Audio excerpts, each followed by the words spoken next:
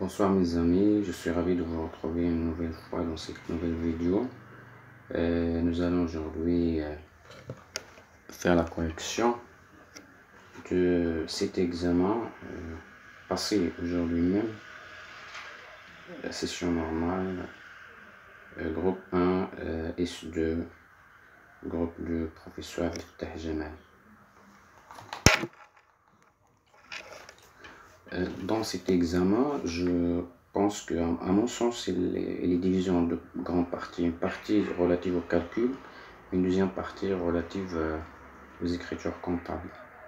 Dans cette vidéo, nous allons nous arrêter sur des questions qui nécessitent des calculs et les autres, nous allons juste les passer. Donc la première question, il s'agit de trouver parmi les quatre choix la réponse à la question quel est le taux de frais de constitution. Donc les frais de constitution, sachez que toutes les entreprises, généralement, et dans tous les examens, dans tous les exercices, vous allez vous retrouver dans un cas où les frais de constitution sont amortis sur 5 ans. C'est-à-dire tout simplement que linéairement, elles doivent être, de par la loi même, la loi les oblige de faire un amortissement linéaire. Ils ne peuvent pas opter pour l'amortissement dégressif dans le cas des frais de constitution.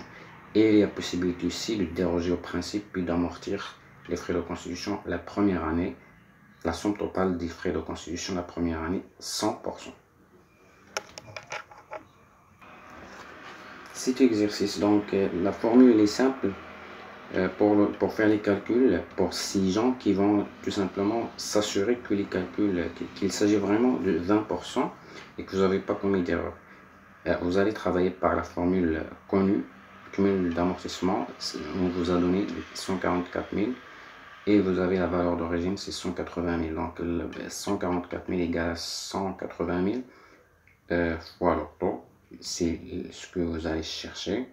Et fois n, elle serait, parce qu'il est là,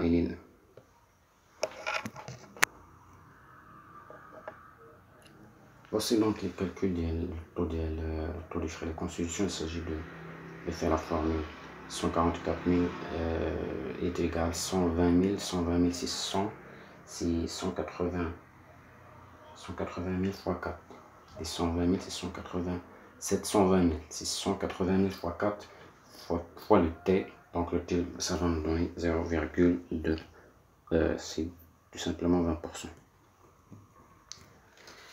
La deuxième question, c'est de déterminer le taux d'amortissement du matériel et outillage numéro 3. Numéro 3, nous avons dans les informations complémentaires, nous avons sous le tableau, nous avons une nota bene, la durée de vie probable des machines. Ça veut dire toutes les machines, tout le matériel et outillage, il est amorti sur 10 ans. Autrement dit, c'est 100 sur 10 pour faire l'amortissement constant. Puisqu'il s'agit là, pour ce matériel numéro machine 3, il s'agit d'un amortissement dégressif, nous allons multiplier par 3, ce qui va donner 30%. Donc la réponse est C. Troisième question, la troisième question, il s'agit de calculer. Voici les détails du calcul. Vous pouvez prendre ça. Comment j'ai fait pour retrouver la réponse, qui est bien sûr la réponse est B. Tout simplement toujours la même formule. Le cumul d'amortissement est égal à la valeur d'origine fois le taux fois n.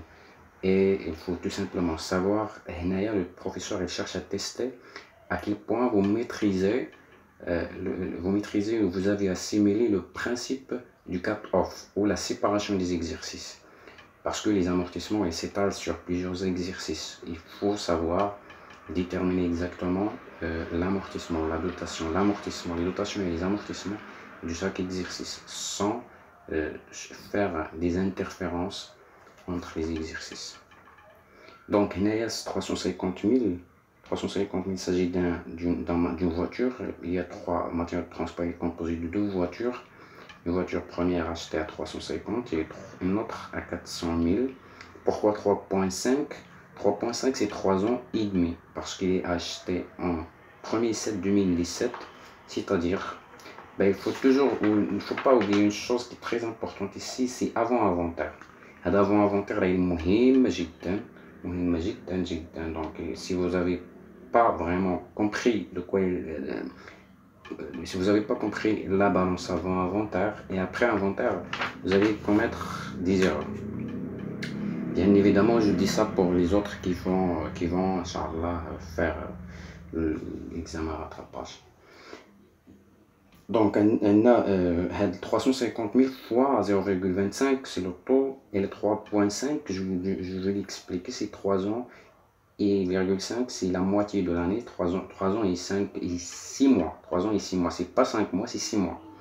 6 mois, pourquoi? Parce que nous allons prendre en considération les 6 mois de l'année 2017, 2018, 2019 et 2020. 2021, nous allons pas le prendre en considération pour la raison l'expression avant-inventaire. Plus la deuxième voiture qui est achetée en 2020, il n'a pas encore resté dans l'entreprise pendant une année, donc nous allons multiplier fois les 3 sur 2, c'est les 3 mois. C'est tout simplement 10, au mois 10 c'est 11 et 12. Les calculs, ils vont nous donner un chiffre de 33, ou plutôt 331 250, c'est-à-dire que la réponse est B. Les autres questions, je vous laisse prendre les réponses. Donc la réponse à la question numéro 4, c'est les dotations du frais de constitution. Voici donc la formule, il s'agit de multiplier tout simplement les 180 000 fois 0,2. Il faut comprendre, il faut savoir que c'est 36 000, c'est la dernière année, c'est 2020, parce que 36 000, c'est 1/5 de la valeur d'origine, c'est-à-dire c'est la dernière année, c'est-à-dire que les frais de constitution seront totalement amortis en 2021, pardon, parce que 2017, donc 2020, non, ils vont, oui, si en 2017, 18, 19, 20, en 2021, exactement, donc en 2021, ils seront totalement amortis. Par la suite, vous allez vous retrouver dans l'application des mêmes formules pour les autres questions, jusqu'aux questions 9. Les mêmes, vous allez procéder de la même manière. Puis il y a une autre question, si on passe aux questions relatives aux écritures comptables, il y a une question première dans les écritures comptables, c'est la question 10. Il s'agit de comptabiliser les dotations aux amortissements de l'exercice 2021. Donc pour comptabiliser les dotations aux amortissements, toujours il faut savoir que nous débitons un compte de charge dotation concernée, la dotation de l'immobilisation concernée, et on crédite un compte d'amortissement qui qui contient le 8 en deuxième position. Et nous avons les dotations de deux catégories d'immobilisation. On a les immobilisations en non-valeur parce que les frais de constitution font partie des immobilisations en non-valeur. Et nous avons les immobilisations corporelles, à savoir matériaux de transport, matériaux outillage. Et les amortissements d'éléments. Donc les réponses seront pour la question 10, DFGKL. La question 11, comptabilisation des frais de régularisation des frais de constitution, c'est tout simplement d'annuler les frais de constitution. Parce qu'ils sont totalement amortis, il faut plus qu'ils figurent dans le bilan. Et comment? Donc il faut les créditer, parce que nous avons les débités au début, mais comme ils sont totalement amortis, il faut les faire sortir du bilan. Donc il faut les débiter, il faut les créditer, les frais de constitution sont en crédit, et on débite le compte amortissement des frais de constitution. Donc la réponse c'est A et F.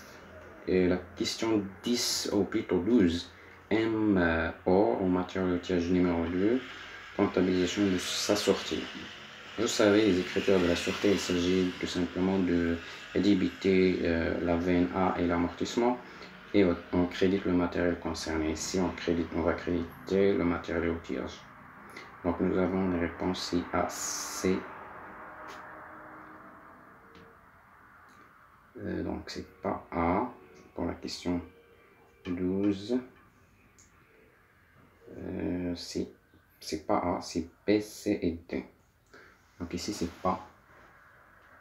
C'est B. B, C et D. D'ici, donc je vais m'arrêter ici. Je vous retrouve dans la prochaine vidéo, Inch'Allah, pour le reste des réponses, pour le reste des questions. N'oubliez pas de vous abonner dans ma chaîne et de partager. Merci, à bientôt.